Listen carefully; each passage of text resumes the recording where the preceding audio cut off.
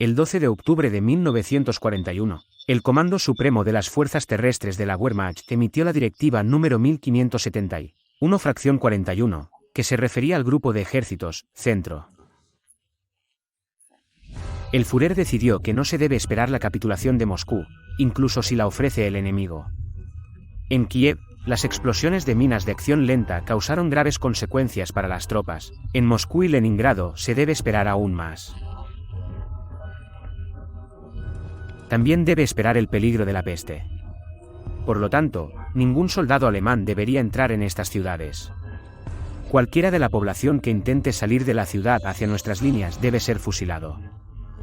Antes de capturar estas ciudades, deben ser destruidas por fuego de artillería y aviones bombarderos, y se debe dar a la población la oportunidad de salir. El caos en Rusia aumentará y el uso de las áreas que ocupamos será más fácil si más y más personas se mudan tierra adentro. Esta orden se emitió cuando las tropas del grupo de ejércitos, Centro, comenzaron la operación Tifón, para capturar Moscú e infligieron una aplastante derrota en 3 frentes del Ejército Rojo cerca de Vyazma y Briansk. Entonces, hoy descubriremos por qué Hitler nunca capturó la capital de la Unión Soviética. Saludos amigos. Mi nombre es Vladlen Marab, estás en el canal Historia sin mitos, donde hablamos sobre el pasado de Ucrania y el mundo sin adornos ni falsificaciones. Suscríbete a Historia sin mitos y activa la campanita para no perderte nuestros nuevos vídeos. Que YouTube ucraniano florezca. Parecía que en la primera quincena de octubre, el camino a Moscú estaba casi abierto para los alemanes. Incluso los historiadores rusos modernos consideran un milagro que los nazis no hayan capturado Moscú en ese momento. ¿Qué sucedió? En primer lugar, no olvidemos que el cerco de grandes grupos de tropas soviéticas aún no significó su destrucción completa. Unidades enteras y unidades separadas continuaron luchando desesperadamente, tratando de escapar de las garras del enemigo. Muchos de los frentes de Briansk tuvieron éxito.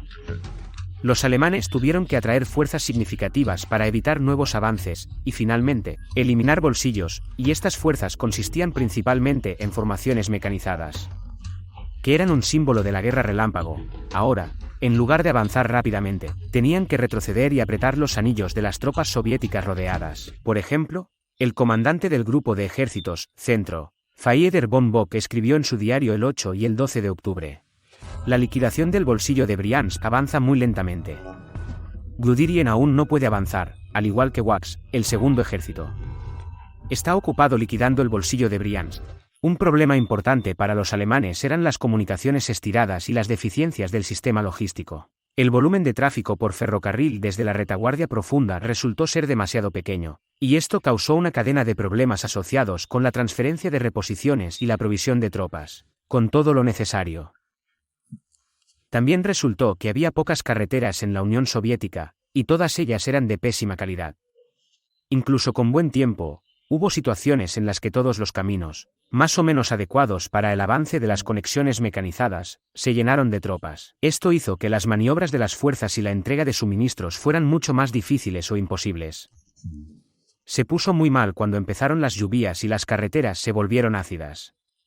Por ejemplo, el comandante del tercer grupo de tanques Hermann Gaz describió la situación después de que sus tropas capturaron Kalinin, ahora la ciudad de Tver, el 14 de octubre. Pero después de eso, el enemigo tuvo un aliado que logró hacer lo que, a pesar de todos los sacrificios, el comando soviético no pudo lograr. No fue el invierno ruso, sino las lluvias otoñales las que pusieron fin a la ofensiva alemana. Llovió día y noche, la lluvia caía continuamente intercalada con nieve.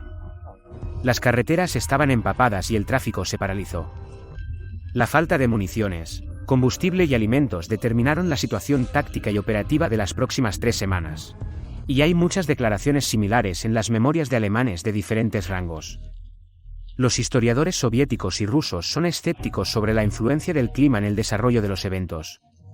Por lo tanto, uno de los principales expertos en este tema, Alexei Said, afirma que el off-road no tuvo un impacto particular. Por ejemplo, por la noche el lodo se congelaba e incluso los autos podían circular con seguridad sobre él. En mi opinión, esto es pura manipulación del gabinete. El mismo hecho de que los caminos se pudieran transitar solo de noche muestra la influencia significativa del clima en la movilidad de la Wehrmacht, y luego puedes imaginar fácilmente cómo fueron esos viajes. de noche, con enmascaramiento ligero, a lo largo de baches sólidos, incluso si están congelados. Al mismo tiempo, los historiadores rusos prestan atención a cómo el ejército rojo se ahogaba en el lodo. Al retirarse, no solo los camiones atascados abandonaron las unidades, sino incluso los 34 tanques T, que tenían una excelente capacidad a campo traviesa. Incluso hicieron una broma en el espíritu de Stalin: si el general Mudd luchó de nuestro lado, debería haber sido fusilado por traición. Por lo tanto, no puede ser que una parte sufra los caprichos del clima y la otra no los note en absoluto. El mando soviético trató de retrasar por todos los medios el avance del enemigo. Los ataques a las unidades mecanizadas de la Wehrmacht involucraron no solo a las fuerzas de ataque aéreo de primera línea, sino también a los bombarderos de largo alcance. Estas no eran tareas típicas de las tripulaciones, su entrenamiento involucraba acciones desde grandes alturas, de noche, sobre objetivos estacionarios, y aquí tenían que buscar vehículos blindados móviles, descender casi al nivel del suelo, volar durante el día, y muchas veces sin caza. Cubrir.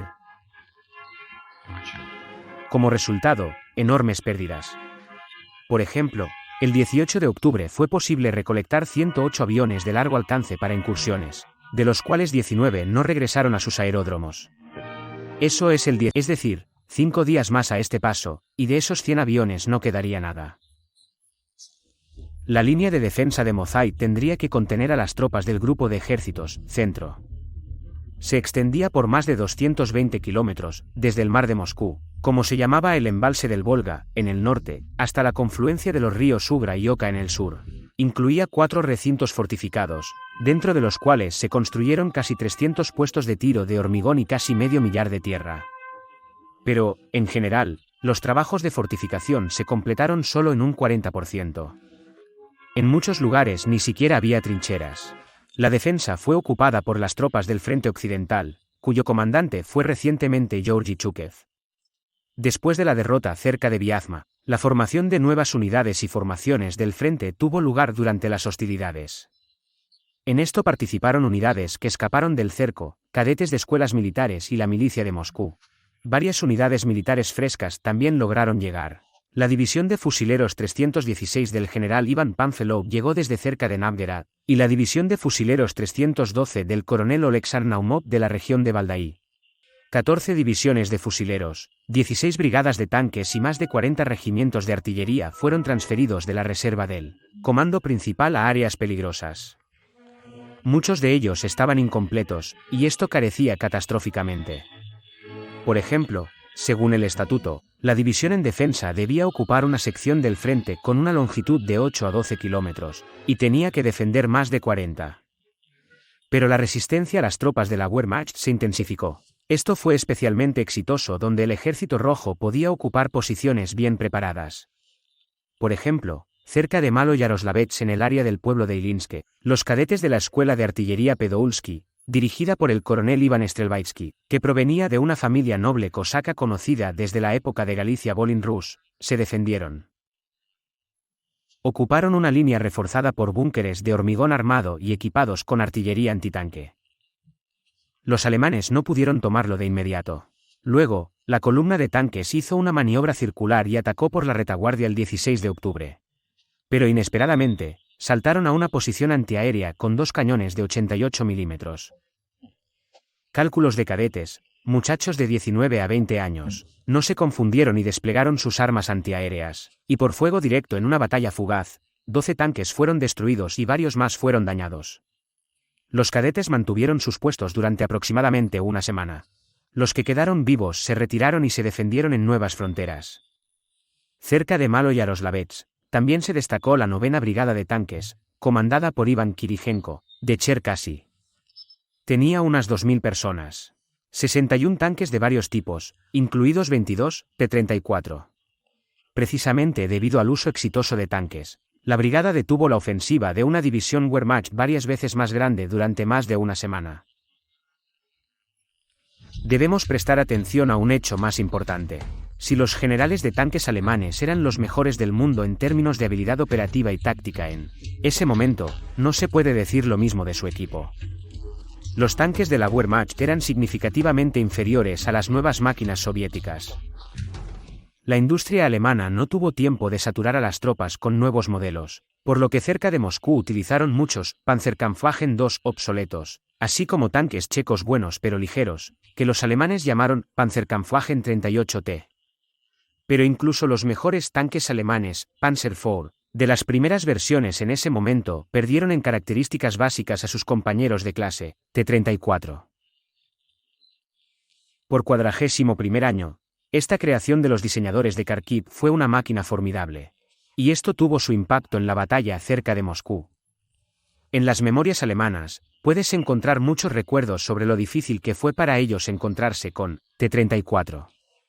Karl Raab, comandante, Panzerkampfwagen II de la 5ª División Panzer, señaló: el arma más importante, un cañón antiaéreo de 88 milímetros, se agregó a 5 u 8 de nuestros tanques. Solo nos permitía luchar contra esos impenetrables, T-34, que disparaban nuestros tanques como conejos. ¿Qué estamos contra ellos con nuestras armas ligeras? Una y otra vez, los rusos perforaron el blindaje frontal de nuestros tanques.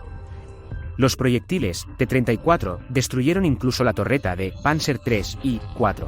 Pero a pesar de todos los esfuerzos, las tropas de Chúchev no pudieron mantener la línea de defensa de Mozháy. El 18 de octubre, los alemanes lo atravesaron. Pero en ese momento, ya habían logrado construir nuevas líneas defensivas frente a Moscú con carácter de urgencia, que cubrían las áreas más peligrosas para los tanques. 70.000 estudiantes de las escuelas de Moscú y 30.000 trabajadores de fábricas, entre los que había muchas mujeres, fueron movilizados para trabajos de fortificación. Una de ellas, Vira Yevsikova, recordó: las zanjas antitanques eran enormes, 8 metros de ancho y 10 metros de profundidad. Fueron cavados en su mayoría por mujeres, fue un trabajo muy duro. Era necesario encender un fuego para calentar de alguna manera la tierra congelada y solo luego cavar. Solo la capa superior, bastante delgada, de la tierra se congeló, entonces fue más fácil excavar. Habiendo encontrado nuevas posiciones defensivas, el comando alemán decidió suspender la ofensiva. Esto permitió a las tropas descansar un poco, reunir reservas y mejorar los suministros. Además, hubo que esperar hasta que el suelo finalmente se congeló. El lodo impenetrable desaparecerá y las conexiones mecanizadas recuperarán su movilidad legendaria. En dirección sur, el 29 de octubre, las unidades avanzadas del segundo ejército de tanques llegaron a Tula. Cerca de esta ciudad estallaron feroces batallas y la Wehrmacht dejó de avanzar. Fundamentalmente, la situación no cambió con la llegada de las fuerzas del segundo y cuarto ejércitos de campaña. Tula terminó en un semicírculo, pero la Wehrmacht nunca logró más. Para la defensa de Moscú desde la dirección noroeste, el Frente Kalininsky fue creado por orden de la hoguera a partir del 17 de octubre. Estaba encabezado por Iván Kouniev. A primera vista, tal nombramiento parece extraño, porque no pasó mucho tiempo después de la terrible derrota de las tropas de Kouniev cerca de Vyazma, cuando el general no se presentó ante el tribunal. Se cree que el patrocinio de Chúchev ayudó a Kouniev no solo a sobrevivir, sino también a permanecer en los niveles más altos de la jerarquía militar. Pero no olvidemos que el primer comandante del Frente Occidental, Dmytro Pavlov, fue destituido por decisión de Stalin tras la derrota en las batallas fronterizas y fusilado 3 semanas después. En la situación catastrófica de octubre, el líder ya no estaba listo para hacer frente a sus generales derrotados. Solo quedó Chúchev, decidido a la brutalidad. Habiéndolo elegido para el papel de salvador de Moscú, Stalin estaba dispuesto a aceptar cualquier propuesta. Desde el principio, el comando del Frente Kalinin trató de actuar activamente, incluso organizó una operación de contraofensiva para recuperar a Kalinin. Aunque no fue posible hacer esto, la ofensiva alemana se detuvo. En noviembre, la situación cerca de Moscú se estabilizó. Aprovechando esto, la dirección soviética decidió realizar un desfile el 7 de noviembre por el próximo aniversario de la Revolución de Octubre. Se convirtió quizás en la campaña de relaciones públicas soviética más exitosa en toda la historia de la URSS. Incluso en Occidente, se percibió como una demostración de que los soviéticos estaban listos para luchar contra Hitler hasta la última oportunidad. Las imágenes del desfile se incluyeron en la película documental de propaganda, La derrota de las tropas alemanas cerca de Moscú. Su versión reeditada se mostró en los EUU con el nombre Moscow Strikes Back. Moscú contraataca se mostró para difundir la simpatía por el aliado soviético en los Estados Unidos e incitar el sentimiento antinazi. En 1943, la película aparentemente por razones políticas, fue galardonada con el premio Oscar en la categoría de Mejor Documental. En el futuro, solo 3 películas soviéticas ganarán el premio cinematográfico más prestigioso del mundo. Guerra y Paz, de Serhiy Bondarchuk. Dersu Uzala, de Akira Kurosawa, una película conjunta soviético-japonesa. Moscú no cree en las lágrimas, de Volodymyr Mensov. La pausa en el frente no solo sorprendió al mundo con un desfile en la nevada Plaza Roja. Sin duda, también benefició al mando soviético. Nuevos y nuevos escalones con tropas frescas llegaron desde el este. La ayuda vino de Gran Bretaña y luego de los Estados Unidos. El 20 de noviembre, un batallón armado con tanques británicos apareció cerca de Moscú. A finales del 41º, la URSS recibió 187 tanques Matilda II y 249 Valentine. En la etapa final del periodo defensivo de la batalla por Moscú, los vehículos británicos ya representaban del 30 al 40% de los tanques medianos y pesados. Además, en diciembre, el 16% de los cazas que protegían los cielos de Moscú eran Hawker Hurricane y Curtiss Tomahawk. A mediados de noviembre, el mando de la Wehrmacht decidió que se daban las condiciones para un ataque decisivo contra Moscú. Los días 15 y 16, los grupos de tanques tercero y cuarto bajo el mando de los generales Hermann Gaz y Erich Hettner pasaron a la ofensiva en el flanco norte. El día 18, el segundo grupo de tanques de Heinz Guderian avanzó hacia el sur, sin pasar por Tula. El cuarto ejército de campo de Günther von Kluge tuvo que atacar a las fuerzas principales de Chukev en el centro. Al principio, la ofensiva en el norte se desarrolló con éxito.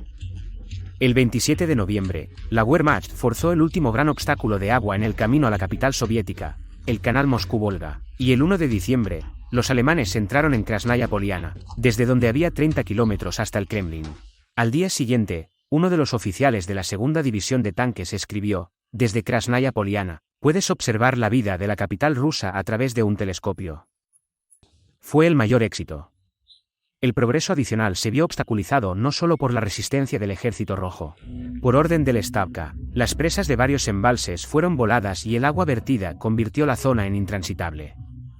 En el sur, la ofensiva fue más difícil.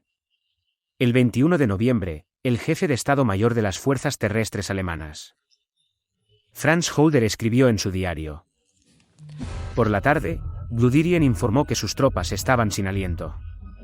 El segundo ejército Panzer está, de hecho, librando duras batallas en un frente amplio, pero estas batallas están teniendo éxito y nuestras tropas están amontonando al enemigo por todas partes.